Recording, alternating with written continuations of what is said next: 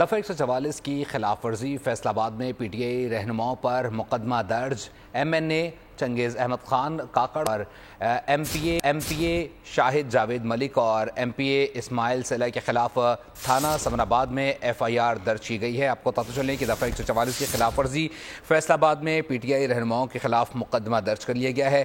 M N اے چنگیز Ahmad Khan Kakar, M P اے شیخ شاہد جاوید ملک اور M P اے اسماعیل کے خلاف تھانہ سمن آباد میں ایف آئی آر درج کی گئی ہے۔ آپ کو بتاتے چلیں کہ پی ٹی آئی کی جانب سے پنجاب میں دھرنوں سے متعلق کہا گیا تھا، ان کی جانب سے جلسے کی اجازت کا بھی کہا گیا، لیکن فیصل آباد میں اس کی خلاف ورزی کرنے پر ان کے خلاف مقدمہ درج کیا گیا ہے، جس میں اطلاعات آ رہی ہیں کہ فیصل آباد میں 3 رہنماؤں کے خلاف مقدمہ درج کیا گیا ہے۔